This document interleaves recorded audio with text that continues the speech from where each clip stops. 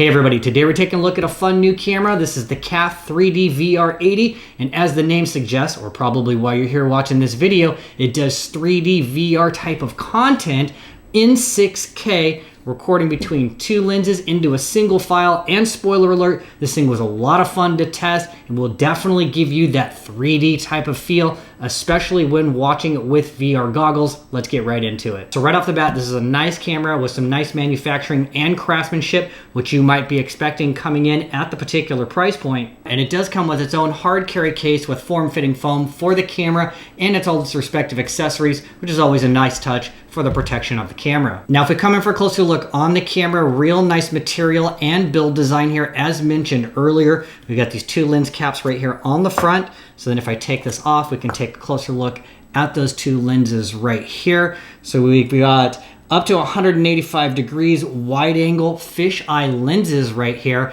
And this records out of both of them at the same time into a single file, which is super convenient. You don't need to do any stitching later on in post. But if we continue to work our way around the camera, overall this is a real minimalist and sleek design. It's super intuitive and easy to use. You'll notice on all four sides of the camera, we've got tripod mount, quarter 20s here, so it makes it really convenient for a variety of different mounting options. On the very top, you've got your on-off button right here, your power button. You've got a shutter button, which is really easy and straightforward to use. On the left side here, you've got a bunch of different USB-C ports, along with a microphone input that you have access to. And then on the back side, you've got a good sized screen here that's really easy to read. And it's touchscreen as well, or we can also use the jog wheel that's right here to navigate the different menus. Either or, very simple and straightforward. And then at the very bottom, we have a simple battery compartment here, pops right open, yes, and this will take your regular sized SD card. Once we get this powered on, now we can take a closer look at the viewfinder on the back. Good size screen, nice and bright. It's gonna allow you to see what's happening independently between each lens, which is great for all of your framing purposes. And what I really liked about this viewfinder, not only because of its size, was that it was bright, especially in direct bright sunlight, which is one of the things that's really disappointing about my Sony a6500 that I'm using right now. When you use it in bright daylight, it's almost useless and it's really hard to see the backside of it.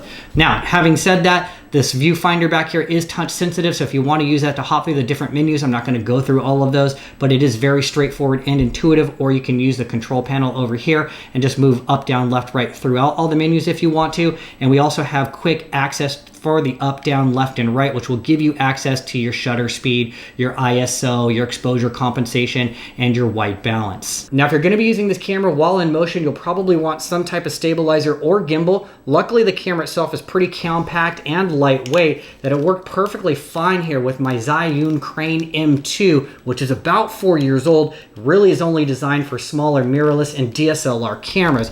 So adding this onto the gimbal itself really took the footage to the next level. And on that note, how did it work and what did it look like? Overall, I was impressed and pleasantly surprised with the image quality that came direct out of the camera. I just took the files and pumped them straight into YouTube. It takes a little bit of time for it to process and show up in 4K resolution, and then it looks really crisp, clean, and clear. Now, as a desktop experience, sure, you can scroll up, down, left, and right, and you get that VR experience. However, when you start to put on those VR goggles, that's when it's the real game changer. It's almost a little overwhelming in the best way possible, and I was just so amazed with the depth in the 3D that I was getting versus what I had seen with my own eyes compared to what the camera was recording. It was really impressive. At the end of the day, I really enjoy using this camera. It's got a nice build quality that doesn't feel cheap or chintzy. It's robust enough, but it's very simple, straightforward, and easy to use. And if you happen to be somebody who's a 3D and a VR content creator, then this could be a nice addition to your toolkit